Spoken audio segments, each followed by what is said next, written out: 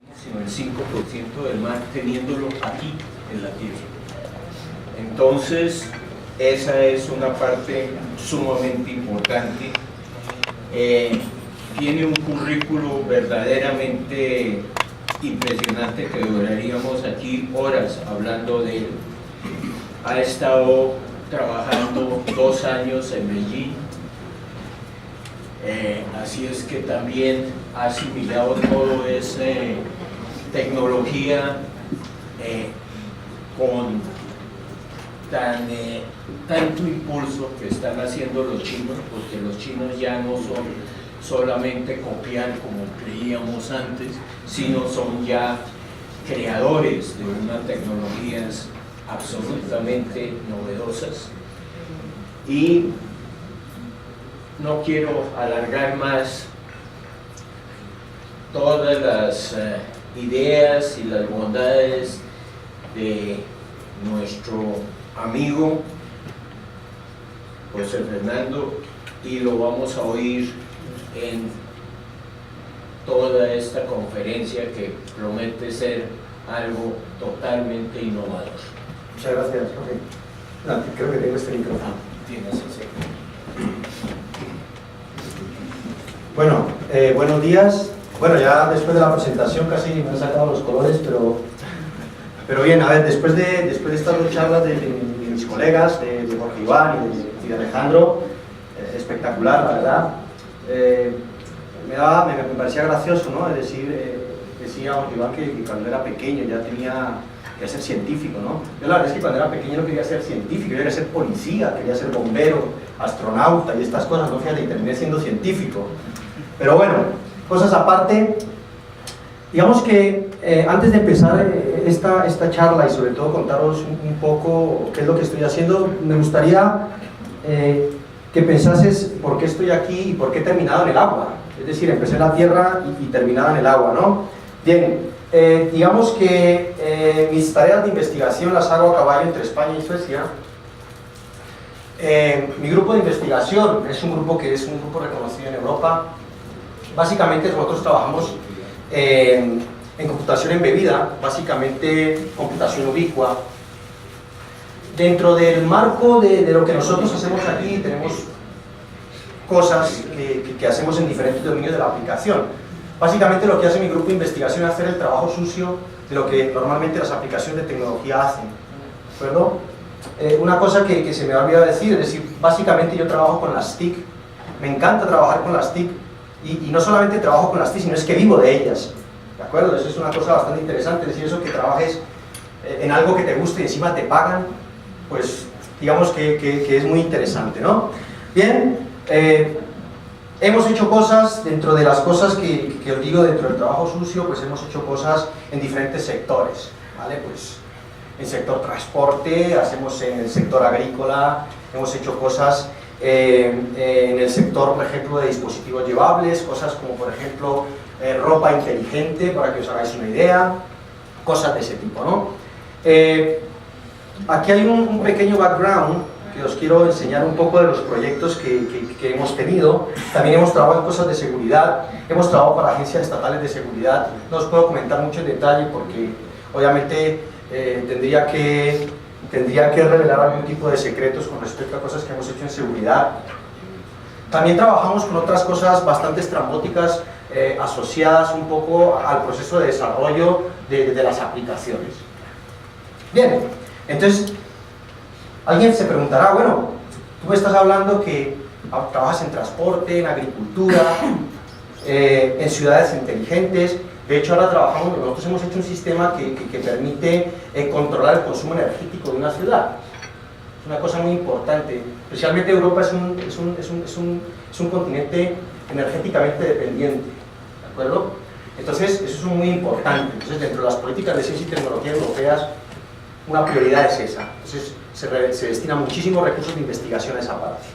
Bien, entonces, cuando me ofrecieron trabajar en robótica, yo decía, ¿qué narices hago trabajando en robótica? Y efectivamente empecé un poco a explorar esto, y efectivamente decía, pero hombre, si esto que hacéis vosotros allí es exactamente lo mismo que yo he hecho desde hace muchos años. Y eso es lo que yo hago en robótica. Bien, Aquí tengo algunos ejemplos de lo que os había comentado, son proyectos en cooperación con empresas muy grandes. Hemos tenido, estos son algunos de los proyectos activos que ahora tenemos en mi grupo de investigación, son proyectos europeos, financiados básicamente por la Comisión Europea. Estos son algunos proyectos adicionales con muchos premios con respecto a los resultados, son proyectos, digamos, premios internacionales por los resultados que han tenido los proyectos. Bien, digamos que es un poco variopinta lo que yo hago con respecto a la tecnología. Básicamente, hablaba Alejandro de cooperación, pues bueno, estos son algunos de mis socios en cooperación, más de 150 entidades con las que yo trabajo en mi grupo de investigación, entre grandes compañías, institutos de investigación, universidades, básicamente en Europa, ¿vale? Bien, ahora entonces vamos a empezar a hablar un poco de la parte de la robótica, ¿no? Básicamente la parte robótica nosotros la hacemos en el grupo de aviónica y robótica de la Universidad de Mälardalen en Suecia. Bien, para explicaros un poco la robótica básicamente tiene tres frentes, ¿vale? Los que hacen juguetes, que hacen juguetitos, eso está bien. Los que hacen robots para aplicaciones industriales y los que hacen las dos cosas. Yo soy de los que hago las dos cosas, juguetitos y cosas aplicadas a la industria. Bien, ¿por qué es importante esto? Los juguetes son muy importantes, ¿por qué? Porque básicamente en los juguetes es donde nosotros desarrollamos la parte básica científica, algoritmos, cosas de pruebas de concepto que nos permiten a nosotros llevarlo a cubrir necesidades industriales, ¿vale? Desde mi perspectiva, la investigación tiene que ser aplicada a la industria, si no, no sirve. No nos podemos esperar a que empecemos a buscar el sexo a los ángeles. Los ángeles, hasta que yo sé, no tienen sexo, ¿vale? Pero bien, algunas veces es necesario. Quiero enseñaros un poco cositas que hacemos allí, sobre todo para que veáis. Wake up, robot. I am awake. Can you scan the workbench for objects? Say the magic word when you are ready. Execute. Starting to scan for objects.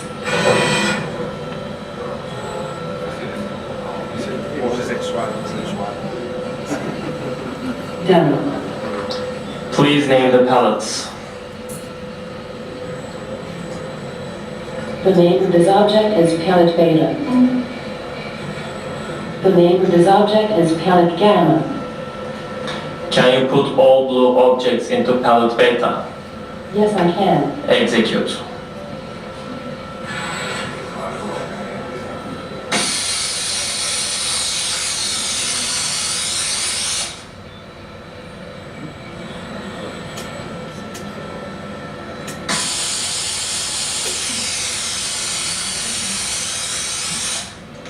Can you put all red objects into pallet gamma? Yes, I can. Undock when you are done. I will undock from this station when I am done. Execute. Execute.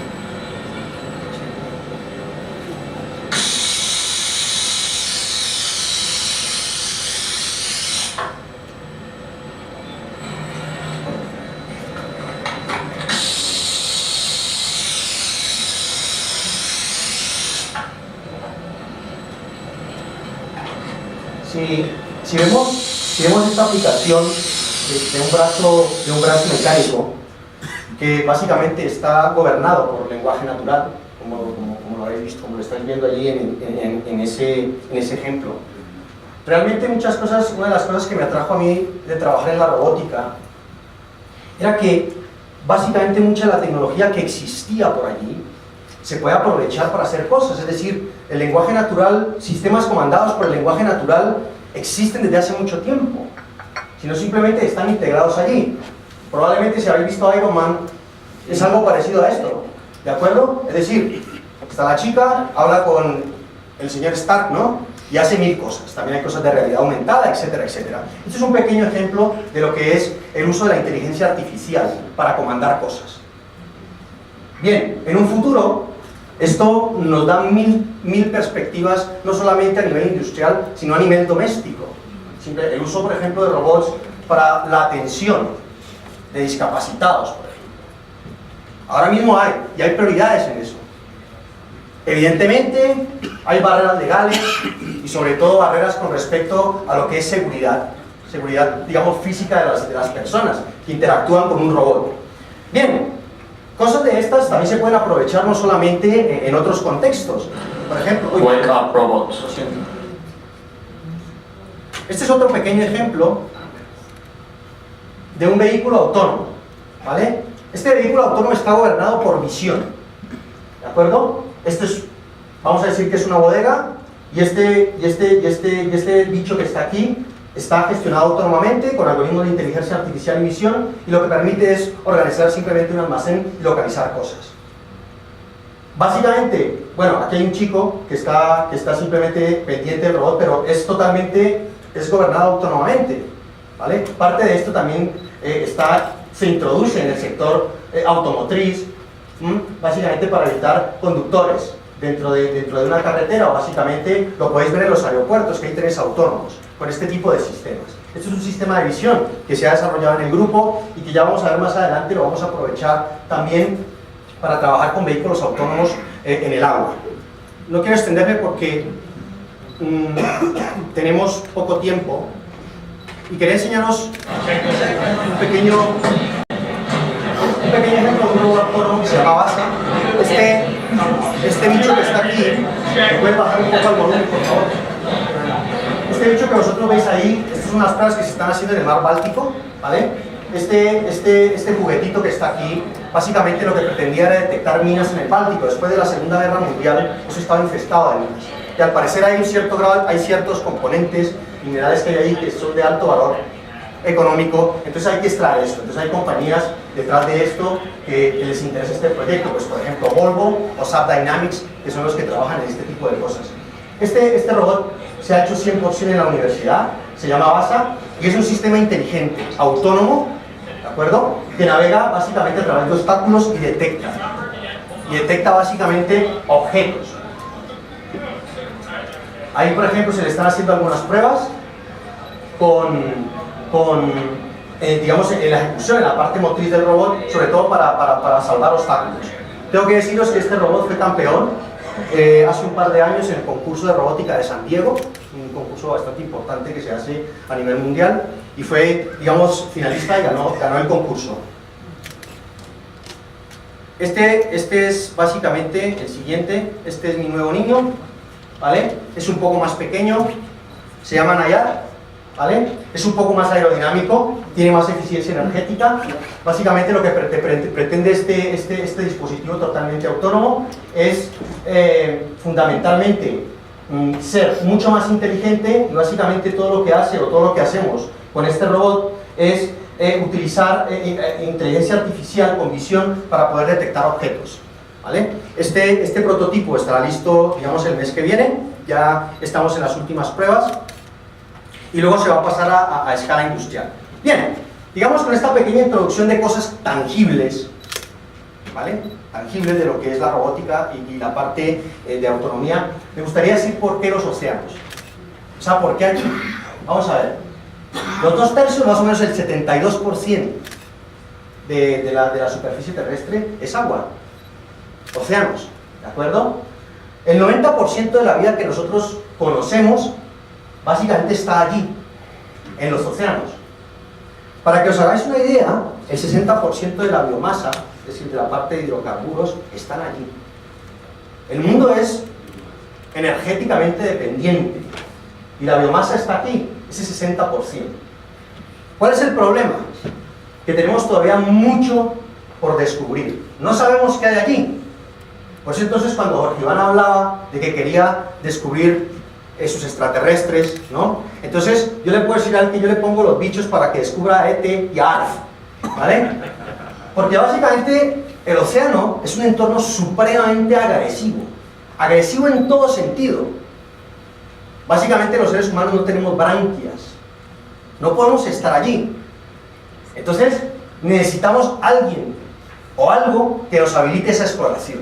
Entonces, bien, si nosotros comparamos el espacio con los océanos, seguramente el contexto es básicamente el mismo, totalmente hostil. Estamos hablando que son altas presiones, 3.500, 4.500 metros de profundidad. Estamos hablando que tenemos corrientes. Si vamos nosotros al Mar del Norte, estamos hablando que tenemos unas temperaturas increíbles, difícil acceso al medio por parte del hombre, etcétera, etcétera. En una operación, para que os hagáis una idea, una operación marítima para explotación y exploración de petróleo, el coste de uso de recursos humanos, me refiero a los buzos, que hacen trabajos no solamente de exploración, sino también de mantenimiento de plataformas, es una burrada lo que puede costar tener a una persona ahí 1 hora. No solamente eso, sino, digamos, el daño que puede hacer a la salud de los seres humanos en un entorno como este. Bien, si nosotros ponemos todas estas cosas juntas, podemos decir que nuestro futuro, el futuro de la Tierra está allí.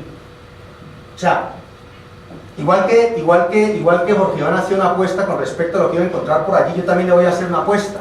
Y la apuesta mía es muy sencilla. La apuesta mía es que este año el Barça va a ganar la Liga y seguro va a ir a las semifinales de la Champions. Seguro que sí. Pero digamos que, puestas aparte, digamos que muchos de los recursos que todavía no conocemos van a estar ahí, no solamente para la alimentación, muchos recursos de la industria van a estar ahí. Bien, afortunadamente ya tenemos cierto grado de tecnología que nos permite de alguna manera poder explorar esos recursos. Entonces, digamos que a raíz de todo esto surge un modelo de negocio bastante interesante, que es algo que se llama la economía azul. Es básicamente eso, utilizar nuestros océanos para que de alguna manera podamos solventar esas necesidades humanas. Bien, dicho esto como introducción, vamos a ver por qué, básicamente, como os comenté anteriormente, trabajo en el desarrollo de robots para exploración y producción de petróleo y gas, básicamente en el Ártico. Entonces, unos pequeños datos para que veáis lo que hay allí. Digamos que en un 50%, o sea, en el 2030 que está allí, la energía que tenemos ahora mismo no es suficiente para abastecernos, ¿vale? En el 2017 se estima que el 26% del petróleo está allí. Colombia es un caso bastante interesante también. Bueno, esto lo he sacado de la Agencia Nacional de Hidrocarburos, pero vamos, por ejemplo, si no lo sabíais, por ejemplo en Sudamérica existe el 20% de las reservas que existen en el planeta. Pues la reserva que existe ahora en Colombia, aproximadamente en 7 años nos quedamos sin petróleo y en 15 años sin gas. Eso es ahora mismo las estimaciones. Bueno, afortunadamente, al parecer han encontrado aquí unos bloques de petróleo solamente en el Atlántico, entiendo, que bueno, se han ofertado alrededor del 15% de esos son en el mar y requieren explotación y perforación para la obtención de hidrocarburos. Bien. En el Pacífico también. En el Pacífico puede ser que también, efectivamente. Entonces, esa es una cosa que yo decía, ¿por qué no? En Colombia tenemos océanos. Colombia es el tercer país con mayor biodiversidad en el mundo. ¿Por qué no nosotros aprovechamos la ciencia y la tecnología para potenciar eso? Porque es que al final eso genera riquezas. Y al final, generar riquezas significa generar empleo. Y generar empleo significa tener calidad de vida. Por eso decía Ciro, una cosa que me encantó muchísimo, es que los países desarrollados básicamente son desarrollados ¿por qué? Porque han invertido en tecnología. Y ellos han pensado que la investigación sirve para algo. Al final un país que tiene futuro es porque hace investigación y muchos de sus recursos los invierten allí. Pero básicamente, ¿cuál es la diferencia probablemente entre Colombia y otros países desarrollados? Que cuando yo creo políticas de ciencia y tecnología, creo políticas de ciencia y tecnología para mi país, no para competir por los otros. Porque al final terminas compitiendo, pero es así. Y eso es lo importante. Entonces, en Colombia hay que hacer algo muy parecido. Tenemos que, de alguna forma, generar las políticas de ciencia y tecnología que permitan, entre otras cosas, desarrollar la investigación en las áreas prioritarias para el desarrollo del país. Y áreas prioritarias para el desarrollo del país son aquellas áreas en las cuales permiten generar industria. ¿De acuerdo? Bien. Como os comentaba anteriormente, hablando acerca de los océanos, digamos que la explotación y la exploración y la producción de petróleo y hidrocarburos no es nada nuevo. Pero si vosotros veis de todo esto, después de que en esas condiciones extremas, tanto climáticas, ¿de acuerdo?, etcétera, etcétera, básicamente lo que necesitamos es que la tecnología nos permita solucionar retos tecnológicos que nos garanticen grados de eficiencia. ¿Cómo medimos los grados de eficiencia? ¿A quién se le ocurre algo? Es fácil, chicos. La eficiencia se mide en dinerito. ¿Vale? Desafortunadamente es así. Entonces, si una industria apuesta por hacer investigación, es porque al final va a recuperar su inversión.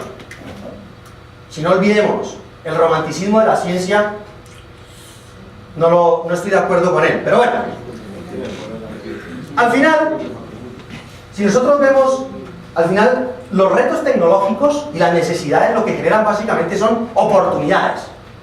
Y esas oportunidades son las que tenemos que aprovechar nosotros los científicos, de la manita de la industria. Mira, yo sé, usted necesita esto, yo sé que yo se lo soluciono, no se preocupe. Que para eso tengo detrás un equipo grandísimo que sabe muchas cosas. Tengo ingenieros químicos que hacen cosas de ordenadores cuánticos. Tengo ahí unos amigos que trabajan en astrobiología. Entonces, al final, muchos de los retos de lo que es la exploración marina los podemos resumir allí. Primero, vamos a olvidarnos de los juguetitos. Es decir, tengo fe ciega de que solamente la ciencia, o decir, los resultados de la ciencia se ven industrializados. Si no industrializamos los trabajos de la ciencia, no estamos haciendo absolutamente nada. Tenemos un gran ejemplo, uno de los grandes investigadores, que realmente es un honor que esté Jorge aquí, su marcapasos. No sé cuántas vidas has podido salvar en el mundo, Jorge. 78 millones. Increíble. Increíble, ¿vale?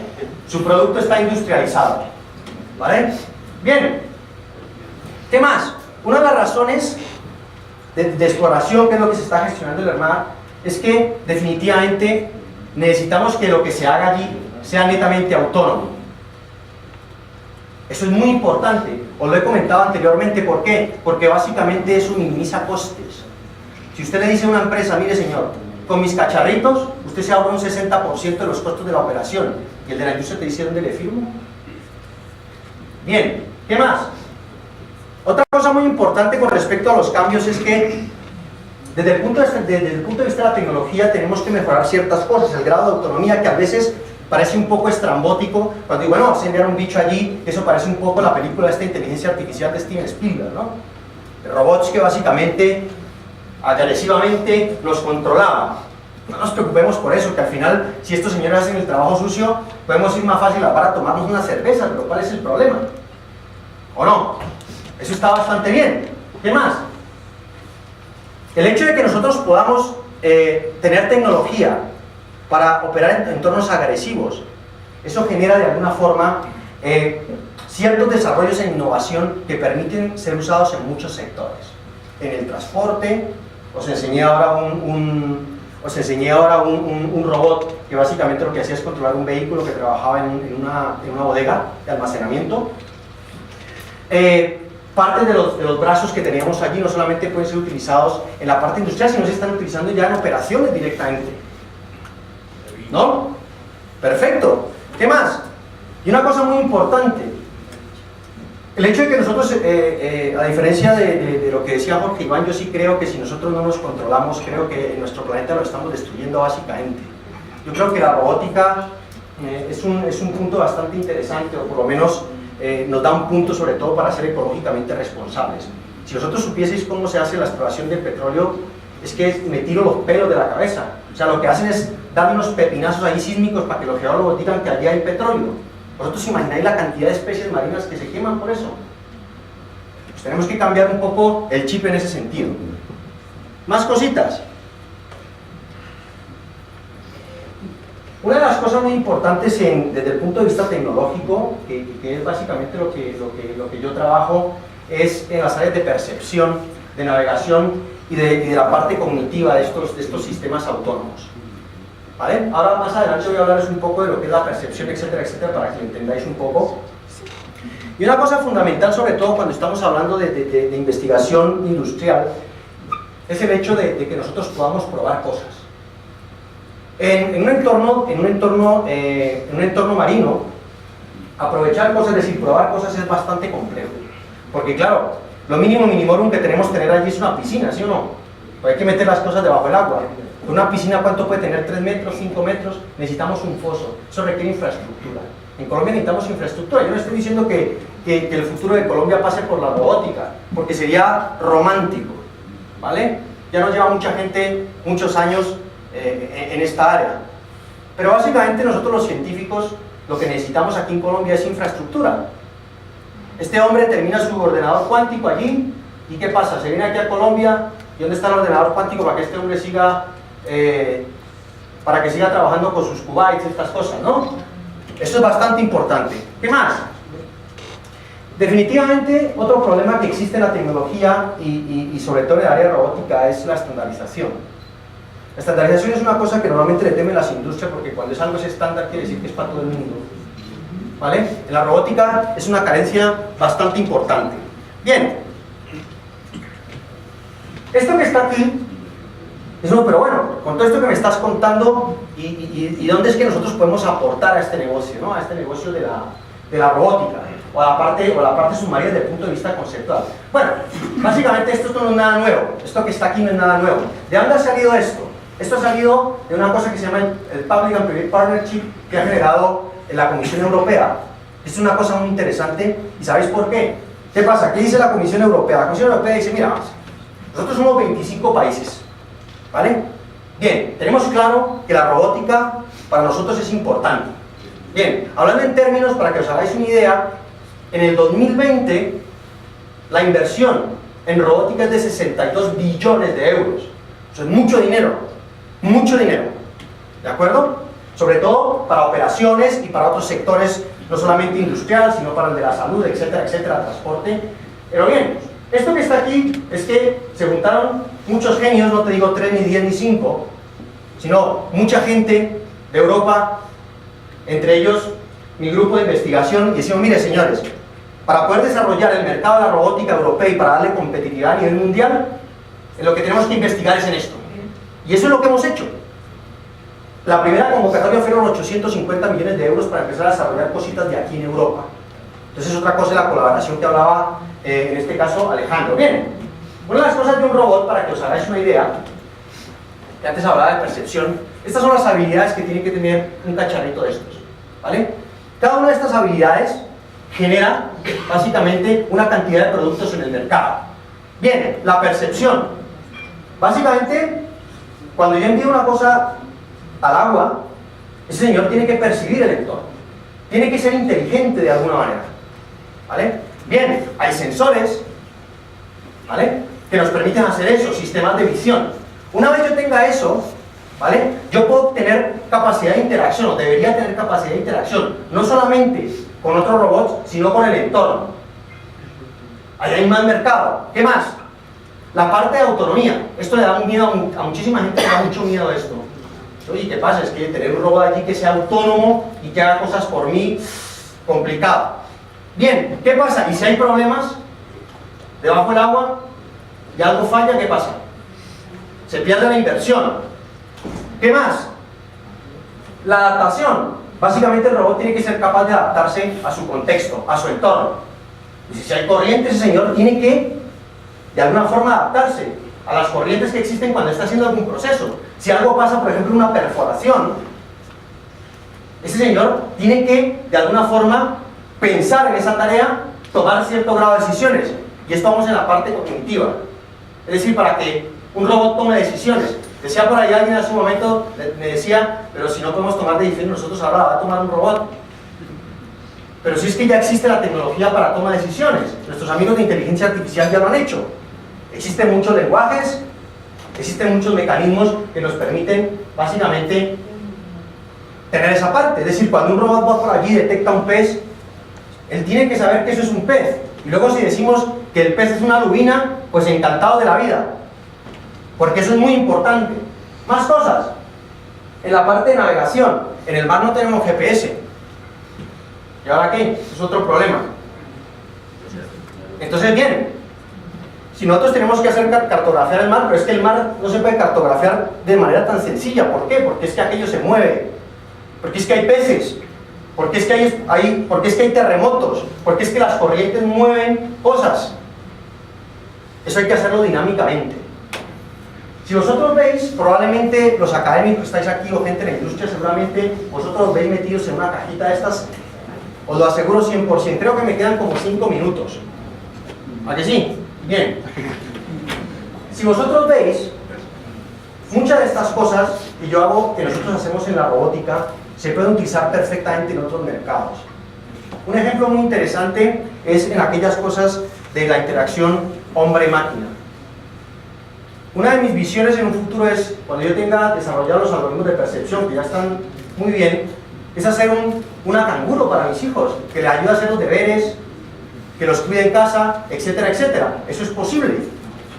Tener un ángel en casa, un tutor, ¿no? Porque a veces los niños son un coñazo, perdonadme la expresión, ¿no? Entonces, bueno, pues, con la robótica nos permite ayudar a nos permite hacer este tipo de cosas. Ahora quiero contaros básicamente qué hay detrás de todo esto y quién está. Bueno, esto es actualmente en lo que estoy trabajando. Básicamente lo que estoy haciendo ahora mismo es, para poder hacer la explotación de hidrocarburos, yo no voy a enviar un robot, sino no voy a enviar un enjambre de robots. Es decir, los bichos que van a cooperar entre ellos se van a entender, van a hablar y dependiendo de la situación que esté ocurriendo en la tarea tomarán decisiones. De tal manera que todas las operaciones, es decir, todo aquello que se hace en el mar, se pase a tierra. Y si un señor ahí tomándose un cafecito y mirando a ver qué pasa en la perforación, en la exploración. ¿De acuerdo? Bien. ¿Dónde pensamos nosotros planificar esto? Bueno, afortunadamente nosotros en Europa tenemos unas grandes infraestructuras de prueba. Esta es una de ellas. Este es el Laboratorio Oceanográfico de Canarias. Está en España. Tiene 2.500 kilómetros de un laboratorio offshore, ¿vale? Es nuevo, financiado por la Comisión Europea, donde vamos a hacer las primeras pruebas de la autonomía de los robots. ¿Dónde vamos a utilizar esto aquí? Bien, desde el punto de vista energético hay compañías muy grandes que están interesadas en el mantenimiento de aquellas plataformas que abastecen energía. Estoy hablando de las granjas eólicas, ¿vale? Está más o menos a 50-100 metros, es decir, las condiciones no son tan pesadas, pero las operaciones son específicas. ¿Para qué usamos los robots? Los robots los utilizamos para básicamente hacer mantenimiento y encontrar fracturas en las torres eólicas y que el robot las pueda reparar, ¿vale? También la utilizamos básicamente para hacer el nivelado antes de la construcción. ¿Más cositas? Bien. Otra cosa que vamos a hacer, es decir, dentro de la parte de la exploración, uno de los problemas que existen en los problemas de exploración y en la problema de producción es que es muy agresivo con el medio ambiente. De hecho, se utilizan productos químicos muy fuertes, ¿vale?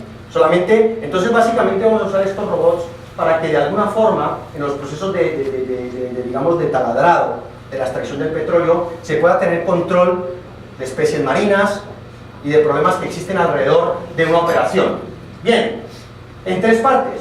Eso se va a hacer en el Océano Atlántico, como ya lo veis, en el Ártico, que es donde tiene mucho petróleo y gas, y en el Mar Negro, que también tienen bastante petróleo.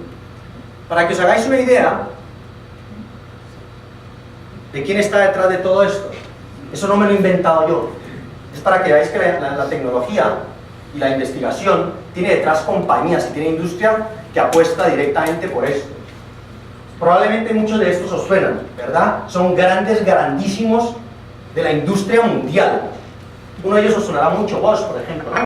Pues mira, ellos están metidos en este tema. Si Bosch, ¿qué hace haciendo robots? Ese que tenéis en casa, o algunos tenéis en casa para limpiar, pues eso es un robot, ¿vale? Entonces, si vosotros veis, toda esta gente apuesta por esta cosa que se nos ha ocurrido a nosotros, perdonad. Ya se me pasó. Disculparme que he metido la pata.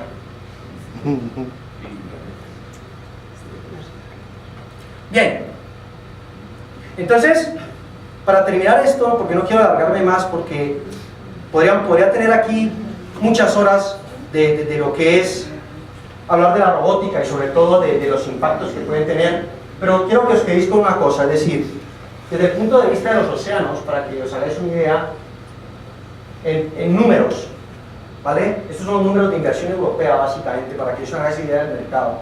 En el 2019 es un poco de crecimiento en millones de euros del mercado de los vehículos operados remotamente. Los vehículos autónomos son bastante nuevos, entre comillas, ¿vale? Pero las inversiones, y en este caso el mercado es bastante amplio. Actualmente este mercado básicamente es para exploración del océano, ¿vale? Bien, vamos a decir que dentro del alcance de lo que son los retos, no solamente tecnológicos de lo que son los océanos, lo que tenemos que pensar es que todo lo que hay ahí implica un grado de innovación muy amplia. Miren, esto es como la pescadilla que se muerde la cola, y lo digo de esta manera. Para que un país se desarrolle, tiene que haber, de alguna manera o de alguna forma, productos de propiedad intelectual. Bien, ¿cómo se consigue la propiedad intelectual? Haciendo innovación. ¿Cómo se consigue la innovación? Haciendo ciencia. ¿Quién financia la ciencia? Aquellos que generan la propiedad intelectual.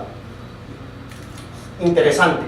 Entonces, realmente desde nuestra perspectiva, o desde la perspectiva de Colombia, quería concluir con esto, ¿no? Es decir, si vosotros veis las tecnologías me encanta esto, es decir, los tres poderes de las tecnologías de la información y las comunicaciones, y de la investigación. Bien, definitivamente, si nosotros invertimos en tecnología, y en este caso investigación, realmente lo que nos va a permitir es que nosotros labremos nuestro futuro.